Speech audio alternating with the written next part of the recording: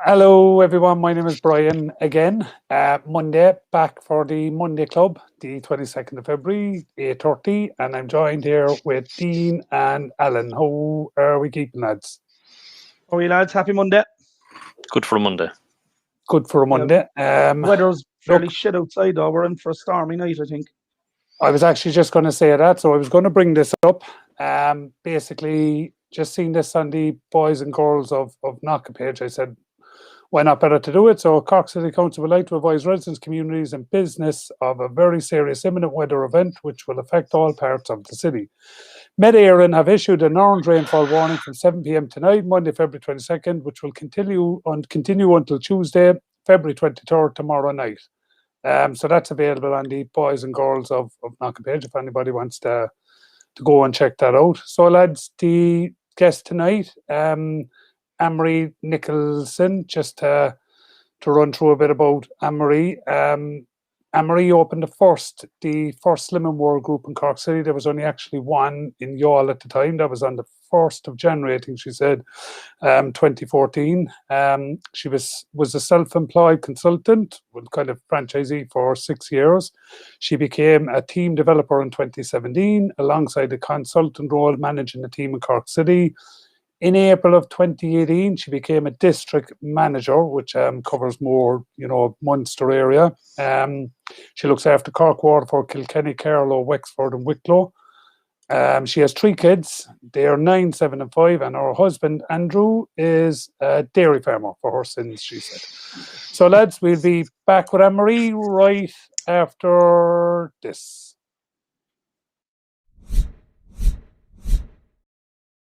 Hi everybody, it's Alan from Unity here, and we're asking you if you'd like to get involved. If you're a community group, sporting organisation, or indeed a business you'd like to take part, we'd love to hear from you. You can contact us on our usual social media platforms, of course our website unitymedianetwork.com.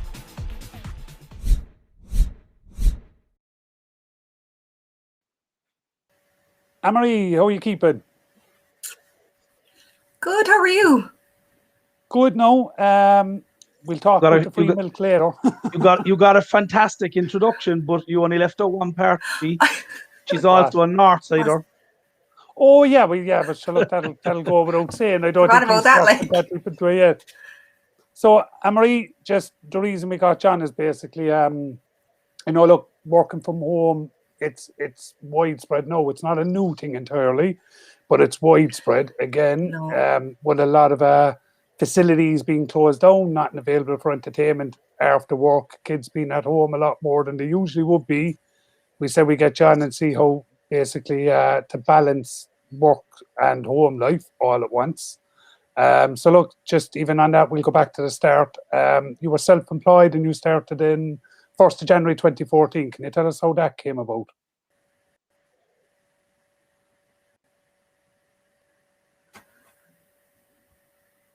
I think we have a technical glitch I'm after already. freezing. I think so. I think it's the weather. I'm sorry. No, we can hear you fine. No, we can hear you fine. Yeah, it's just the weather is very bad. So we'll work with it. Brian gave out the weather take a guess of what he asked you and answer it. Take a guess. I think he said something about going back to the start. Is it? Yeah, so when you started as a self-employed consultant, like how did that come about for you? Well, I joined Slimming World in Youghal actually, and it was the first one, as I said, in Cork. And I joined in September 2013 as a member. Always struggled with my weight. At that point, I had a 2-year-old and a 5-month-old. I knew nobody in the area because I'm from the city, and it was just brilliant. Everybody was so nice, and I made loads of friends, and we recruit from our member base. So that's how I became a consultant. Then I was given an opportunity to open my own group. We have to recruit from our member base because you have to have felt what it's like to struggle with being overweight, to be able to relate to people and to be able to help them on their own journey. So that's what happened. And it's just gone from strength to strength. There's 65 groups in Cork now. And there's, hundreds across the country. So it's brilliant. We want to have a group that's accessible for everybody, basically, because, if I work a 12-hour shift on a Tuesday and there's the only group in my area is on a Tuesday, I need to be able to go somewhere else. So we want to make sure there's one nearby at least for somebody on a different day. So that's how it happened. Is it Alan after freezing now? Or? No, sorry, I thought Dean was coming in there. Like, the big thing, Ann-Marie, for when we were discussing about our guests is that we want people to be educated on some aspect of something in their life. And the one thing that everybody that has been affected by the pandemic since last year is how their businesses have changed. So as a business, you must have had a huge change as soon as this happened last March. Like, how have you adapted to it as a company? It was huge. And like, I remember the first thing that fell apart for us was the venues, because every consultant has to have a place to run their group, whether it's a GA club or whether it's a hotel, or, you know, people have their groups in schools. Everything started to shut down. So consultants started to lose their venues. And, you know, I suppose at the time, I don't think I'm alone in that a lot of us thought this was an overreaction, you know. But what this meant was all of our self-employed consultants were left without their business, without their income. And Slimming World were on the case immediately, and they made it possible for consultants to run their groups virtually, which is unreal. It's not something that we've ever done before. And it made it possible for all these people. You know, I look after 65 people, and it made it possible for all of them to maintain their income, support their families, and pay their bills, which is unreal, because I've so many friends. Even my sister, she has a bar in Puerto Rico and the Canaries. They're closed, their income is gone, and they get very little support from the government over there. So we're so lucky that we're in a position where Slimming World made it possible for us to keep going. It's great, and people can still get the help that they need and want by logging on and joining their local consultants group. It's the same service, it's just unfortunately on the screen. But yeah, it's brilliant. Would you have seen, we'd say, over the pandemic, would you have seen an increase in numbers and people looking for, we'd say, support or to join Slimming World or reach out to groups? Yeah, what we've noticed, Brian, is that there are people struggling with their weight now who never ever did before. And, you know, it's changing lifestyle, isn't it? Like, people were used to being so active. I'm the same. I played soccer for a local club. I think Dean even knows the club, Granton United, and then all of this came in, no exercise.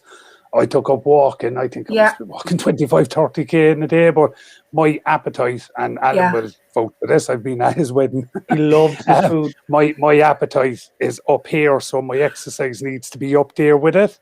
And if you tell me I can't do anything, I have to stay at home and watch Netflix and eat. We'd say, in one sitting, I'd eat 2,000 calories, you know? So, it's like it's the whole exercise thing. So I see how people are feeling, but some people may not be as active, or they may need the support, or may not have any experience in it. So it can be a hard time for a lot of people, mentally, physically, you know, from every aspect.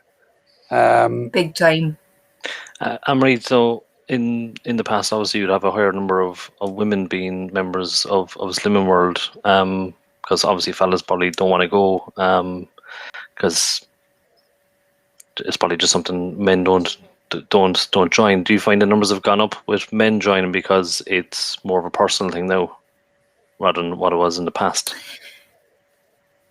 We've always had male members, and the funny thing is like, even in my own group, for example, it would have been the 7:30 in the evening group where there was loads of men, because what happened was a man would join and he'd see other fellas, and that was grand. Then it was safe for him to stay, you know, because I suppose just to be more comfortable.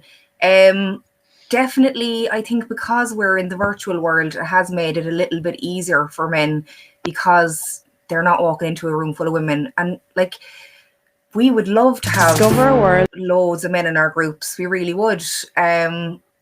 But it's just, I suppose, as you say, Dean, like, you know, a fellow walks into a room, sees a load of women, and it can be daunting. I spoke to a guy a few weeks ago, actually, and he said that it's because we went virtual that he was able to join, and now he feels great. He's got his target. He's lost like 4 stone.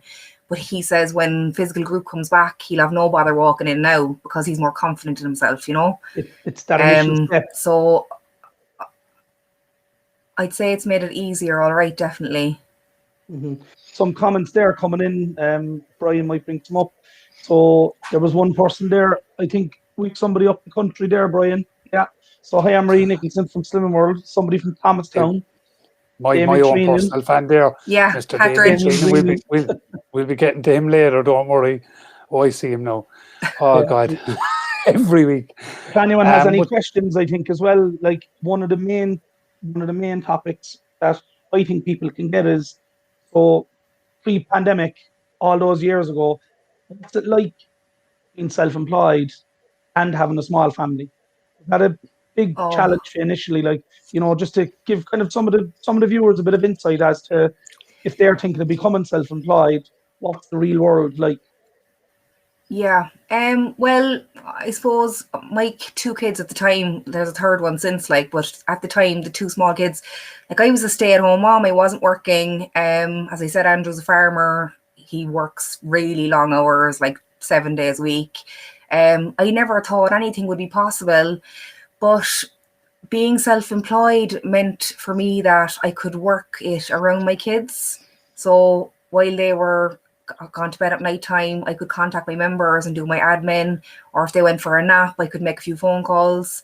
It is hard. You have to be disciplined, you know, you have to really want it to work. And I really wanted it to work because I knew that I needed something, you know. I take my hat off to any stay-at-home parent because it is the hardest job in the world.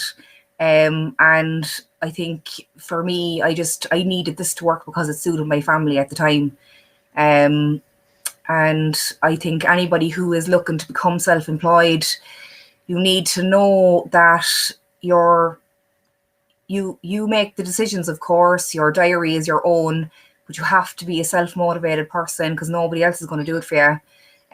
You need to be able to sit down and go, right, I need to get this done today, because the work doesn't go away, and a business can fail if somebody isn't highly motivated and doesn't have a good, strong work ethic, definitely.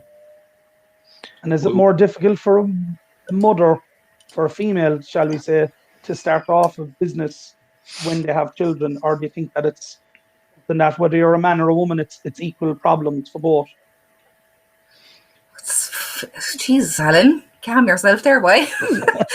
I just think there's a stigma out there, and a lot of people think that if you're a female and you're a mother, you shouldn't be going off and setting up your own business. You shouldn't become self-employed. You're supposed to stay home and take care of the family. And that's the dark old age image, but it still goes on, unfortunately, you know. It's still there. You're right. It is. And yeah, like, I mean, I would have had people telling me I was mad. You know, why would you do that? Why would you put yourself through that? It is. Look, I do think it's a little bit harder for a woman, especially when, like, my plan was to stay at home, and then when I tried it, it wasn't for me. So then doing a full 360 into becoming self-employed was totally different. I often joke with Andrew because I travel a lot with my job. I'd be away. I could be in a hotel one night a week, and I'd be over in the UK every 6 weeks, and I'd be here, there, and everywhere. Like, I'm on the road all the time. And people always say to me, who's minding the kids for you? And I'm like, their dad, you know? And then I often say to Andrew, when you go out into the yard in the morning, because we live on the farm, like, I say, do the lads ever say to you, who's minding the kids for you? Because they don't, like, they just don't. It's hilarious. Yeah. So, it is more difficult, I think, in some ways, and people do kind of say, oh, you should be at home with your kids and stuff, but I shouldn't be at home with my kids. I'm a better mom when I'm working, definitely. Is it just something that you fell into, or you just decided one day you want to give it a go, or did the opportunity come up and someone said, oh, you will be good for that job?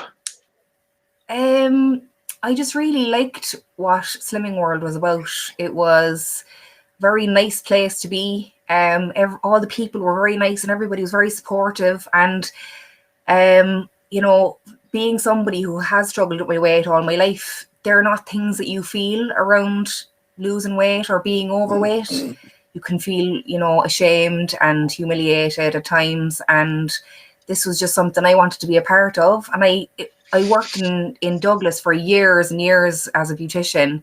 So I knew the area. I lived there for a lot of my adult life. And I wanted to bring it to Douglas, if you know what I mean. Like, I wanted everybody in Douglas to know how good it could be. And the opportunity came up. They were recruiting for consultants at the time.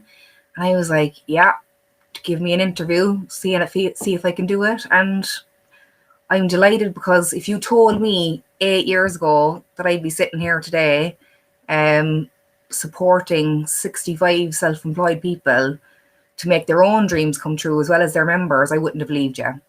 I wouldn't. Yeah, no, it's before we go, we have something lined up there. I think Brian will have it ready in a couple of minutes, but there's a comment after coming in there, Brian. If you can bring that in and you can read that out. It's from somebody that obviously came in on your advice. So if you want to read that out there, Brian. Yeah, so it was from Lorraine Healy. Basically, she said, I joined your group, Anne, and that was the best thing I ever did. Having lost weight over 5.5 stone with Slimming World, I'm now a consultant 6 years and a team developer, helping members change their lives like you changed mine. Thank you so much. That was something I was going to tip on even after Alan there will ago. It seems like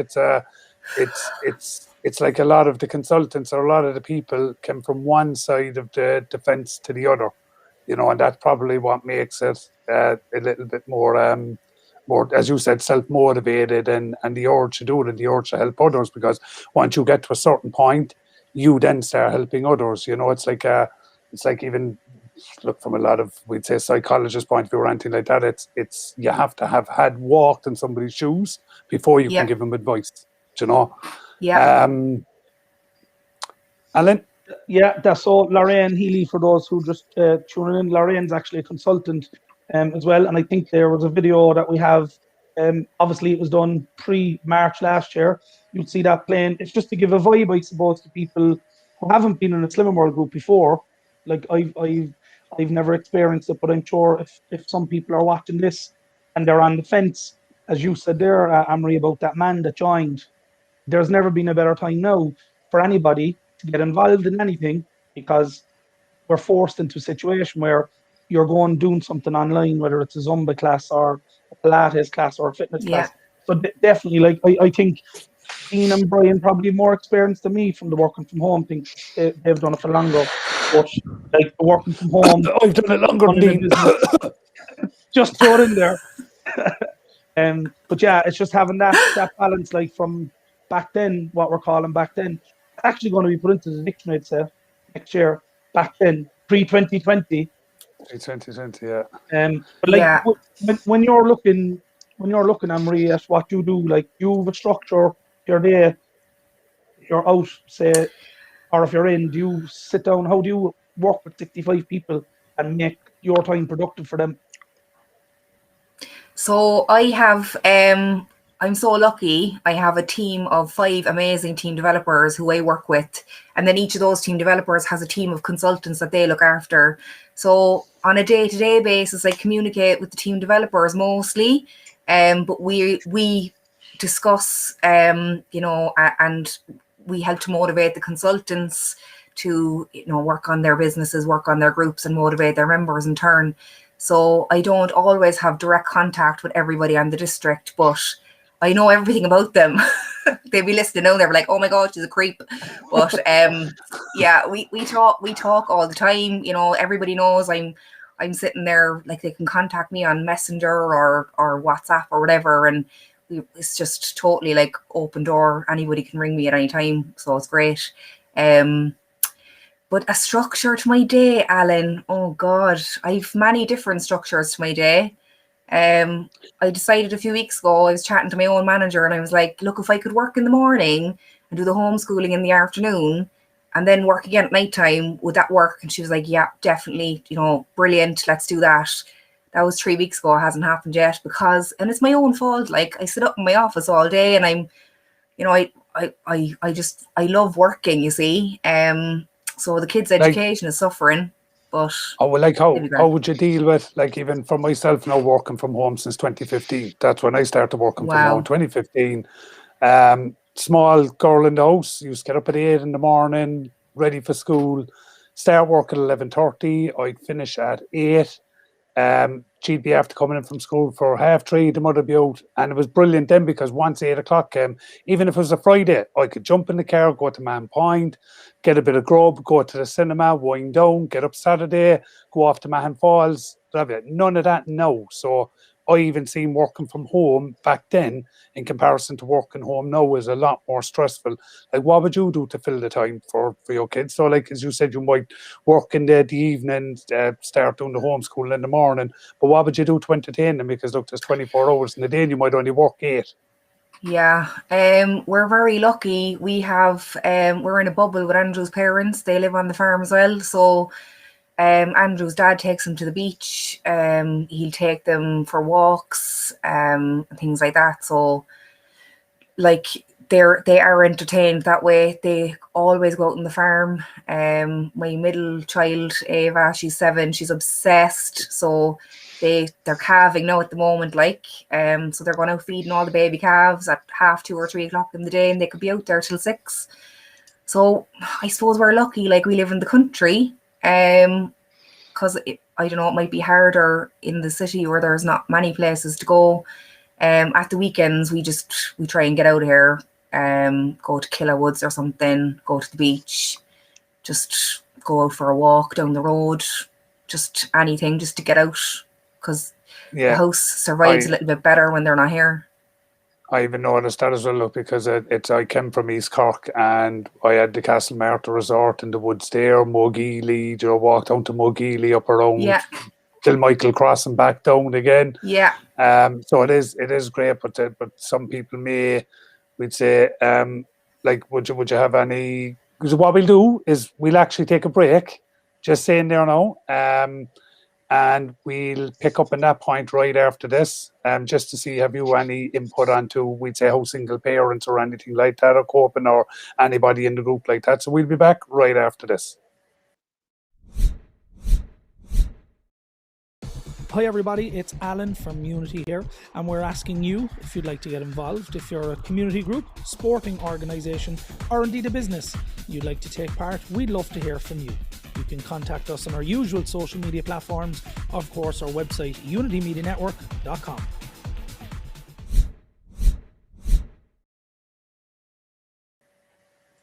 And we're back. Lads, which one of you want to jump in? Or I just want to make a point there that they say about this 5K that it's basically regional. So if you're living in an area where you are, or where anyone else is, where there's something that's very open, because all we're seeing, and I know Dean, you mentioned this last week, or was it the week before, about the marina.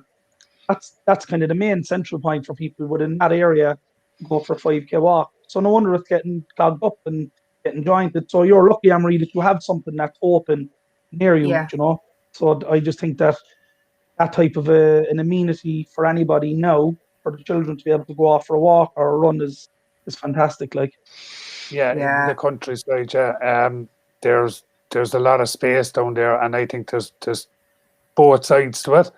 But even on that, Ann-Marie, like, you know, we'd say the kids 9 and 7, Andrew, he's obviously still working because, you know, being a dairy farmer is essential. We all need a breakfast in the morning. Have to have our cereal, like. But like, obviously then the kids would be with you because, look, grandparents are brilliant and everything like that. But how do you find time for yourself? You know, you have to have some wind down. I stay up way too late at night just to get myself. A bit of time to myself. I'd be wrecked tomorrow then, like, but it doesn't matter. When I wake up in the morning, I tell myself every day, I'm going to go to bed early tonight now because I'm exhausted. When the nighttime comes and the kids go to bed, I'm just like, no, turn on, well, after you get the few bits done around the house, like, just turn on something stupid on Netflix that I don't have to think about and just have a bit of time for me. I try and get out for a run when I can. I did nothing the past 2 weeks. I was very lazy, but I went out today now and I feel so much better for it. I just had a little bit of a break in the day and I was like, I'm getting out. And then I look forward to the weekends when, there's no work at the weekend really, usually.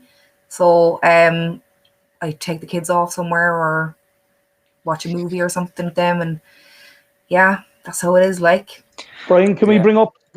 I was just going to say, yeah. Bring up the video there, and you could be playing that in the background because there's a message there. Dean, you might take some of the comments that come up. There's one or two kind of personal journeys there as well, but we might get the video going in the background, just again for people to kind of see like what they can expect. And I think that, you know, the virtual world is fantastic now for people like that client that you had, that man that finally joined. yeah. Yeah, so there was And three. Yeah, there's 3 comments came in. Sorry, Brian. So there was one saying, "Well done, Ann-Marie Nicholson, Siobhan, Slimmer World in for my." Then there was 4 hearts come in. I'm sure that's for Brian. Yeah. Caroline, Thanks, Caroline. Caroline Day. Thanks very much, Caroline. Greatly appreciated. Thanks very much. And there's one from the Glamware group, Debbie Ryan, saying, "I'm so lucky Slimmer World has gone virtual as I've lost 4 stone.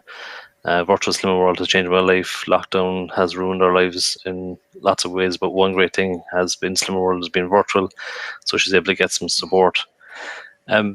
Just on that, Ann-Marie, obviously in your position in work, like you have to plan a few months in advance. Like, what are the plans for the business going forward for yourselves? At the moment, we're kind of discussing how our return to the physical world will be and what it'll look like.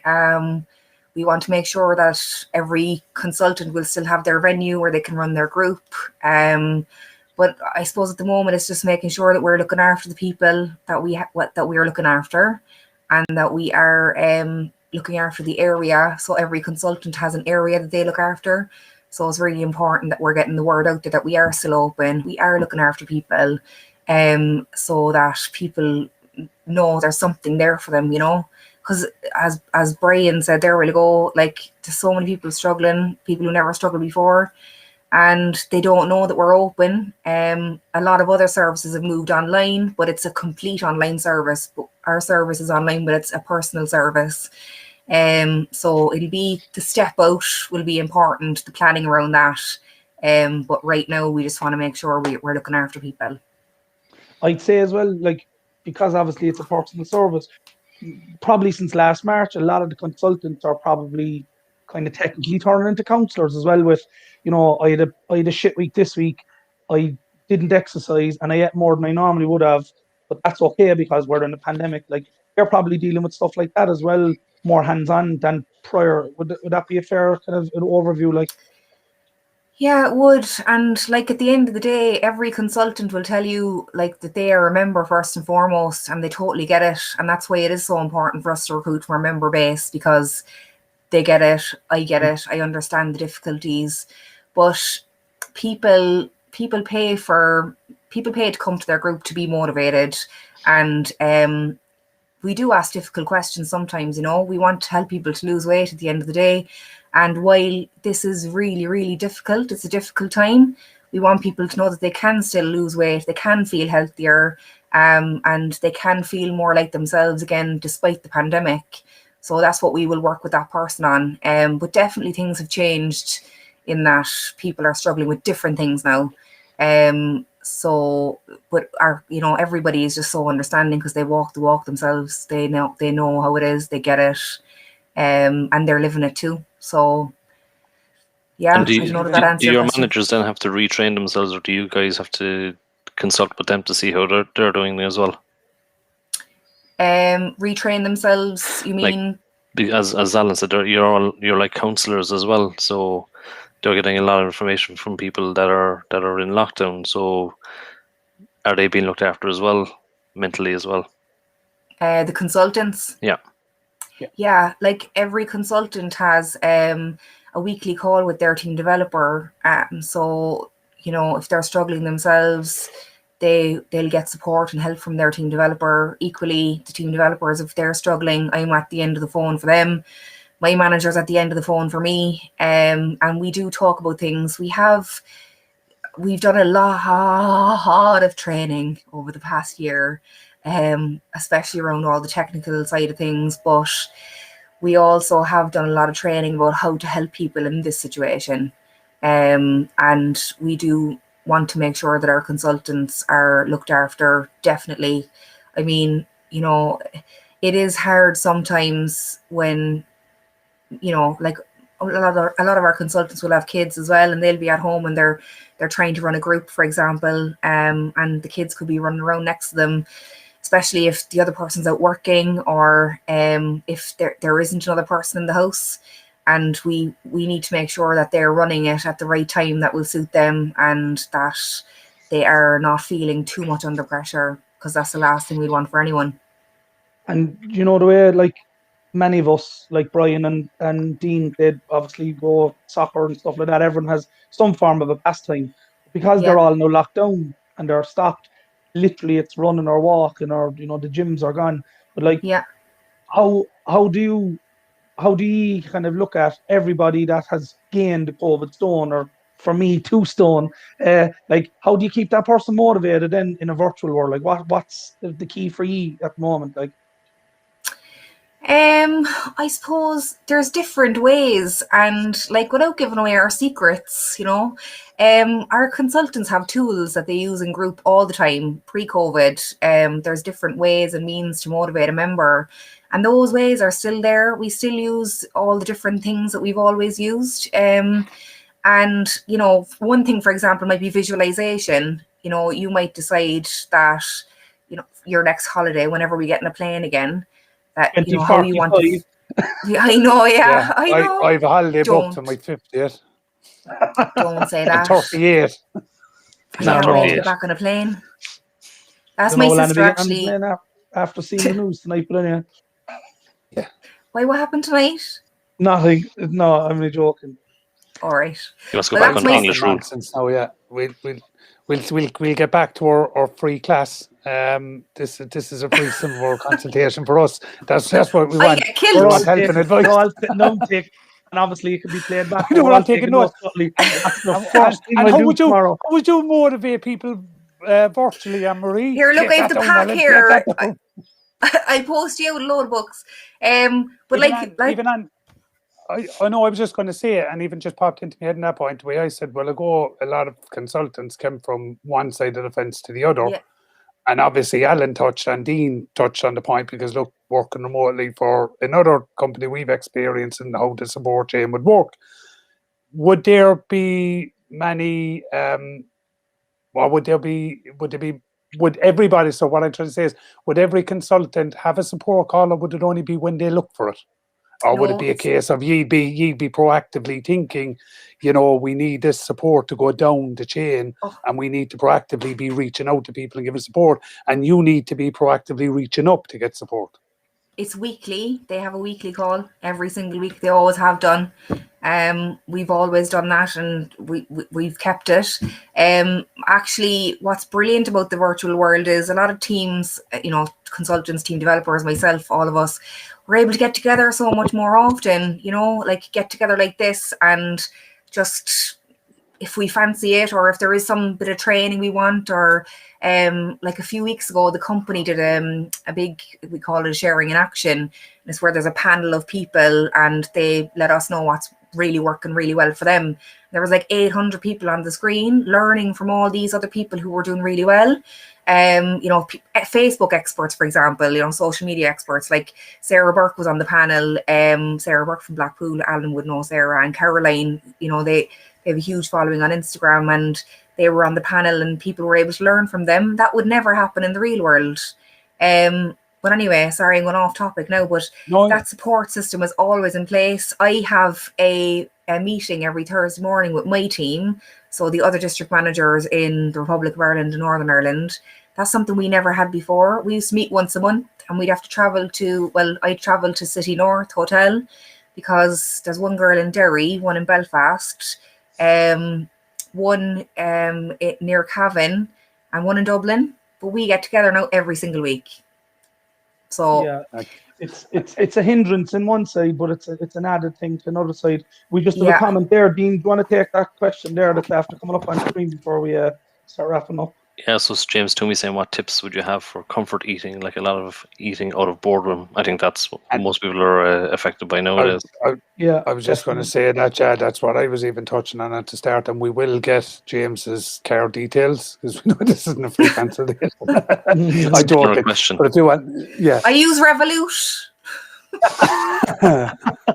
Hear that, James? Okay, Revolut. pal. We'll send on the Whichever. link later. Up here, pal. Yeah. It's a very good question, because look, It is. there's a lot of people out there, like that. I'll use that man that reached out online. There's an awful lot of people out there who will be eating more out of boredom, but they'll never admit to themselves or say, "Jesus, am I actually eating too much?" So that's a very good question, Anne-Marie. If you want to give a response to James.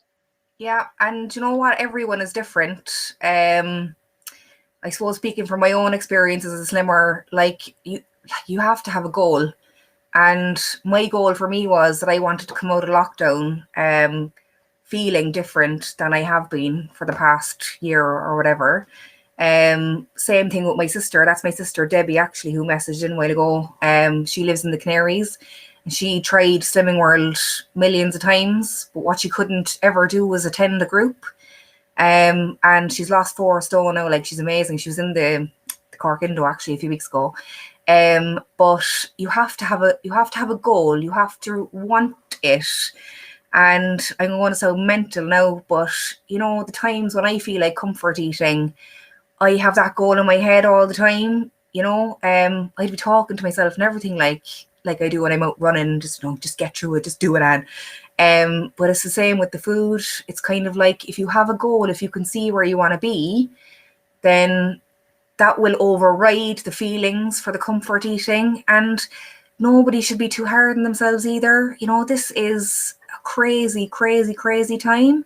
You know, people have to be kind to themselves. Beating yourself up doesn't work. It only makes things worse. And again, that's something we talk about a lot in group as well, is being kind to yourself. And I even think your sister's message tops Just on, on or screen even there, points to that. Yeah, it's going to group is the most motivating part of Slimming World, hearing other people's amazing stories, getting support from other members.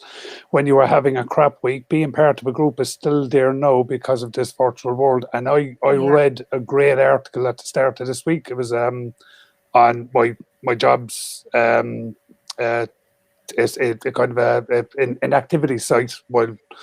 But it was basically stating that a lot of overeating now, or even we'd say comfort eating, is coming from the mental stress of lockdown. And the best thing you can do is get out and talk to people, meet people online, even if you don't have a support bubble, and get talking, because the more you're talking about it and the more active you are, the less you're going to comfort eat.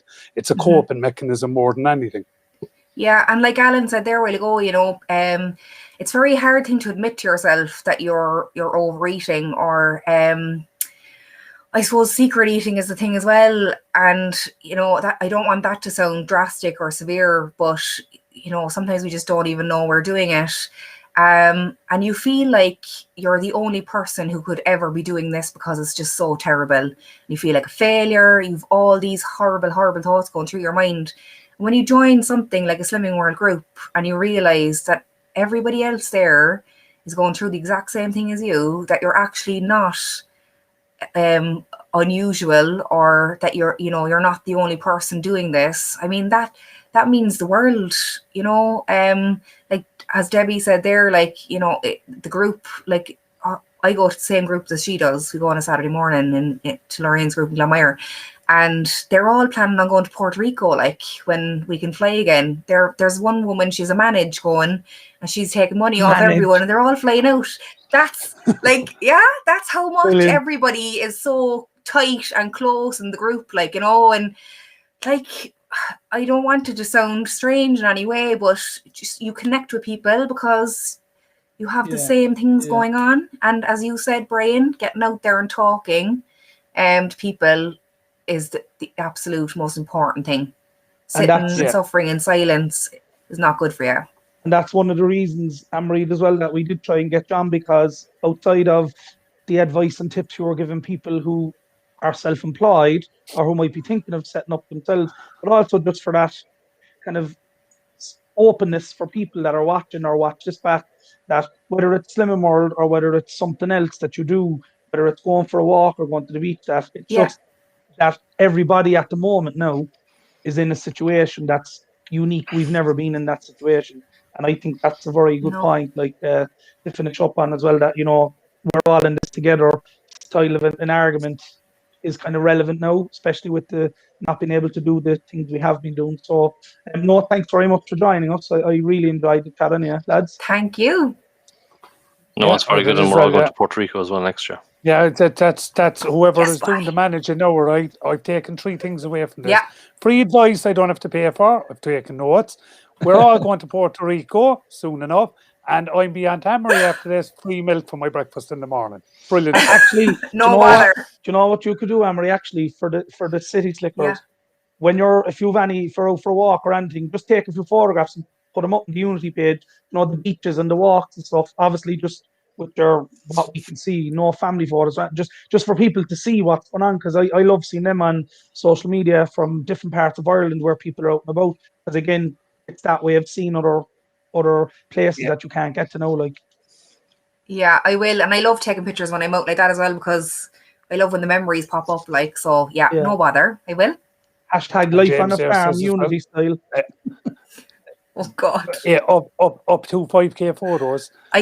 Great. I don't go on the farm though, just so you know, like that's not my thing. Yeah, you have to get off the farm. Off the farm, away from it all. I know, look, do send Yeah. on photos anyway, and even James Toomey there says he's the curator or the controller of the Boys and Girls in Knocker page, which I saw him a few myself and weeks Dean are a ago. part of, yeah. Yeah. Yeah, he says, great interview, well done, Ann-Marie. So, Thank And I you. on that note, just put out a call as well for people who do watch this back. We did put this out at the start of our kind of Monday Club. If you're involved in a business or you're self-employed in any way, or if you're involved in any groups that you want to come on and share a personal experience or something that will benefit people, because believe it or not, the amount of advice that Ann-Marie's after giving people in a number of different areas will help people. And that's ultimately the Monday Club is about, having a chat and having banter, but hopefully somebody somewhere will take something from the conversation. That's kind of pretty much it. Like, yeah, that's it. And look, on that note, lads, we'll be back right after this. We'll just do an outro, and we'll be back right after this. I was looking for the video there, sorry.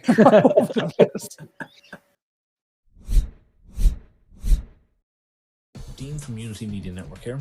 If you or anyone own a business, or you specialise in a certain topic, if you want to contribute in some way or you need help in a certain area, contact us via Messenger, DM on Twitter, or email us admin@unitymedianetwork.com, or visit the website and fill out the contact form and we'll contact you.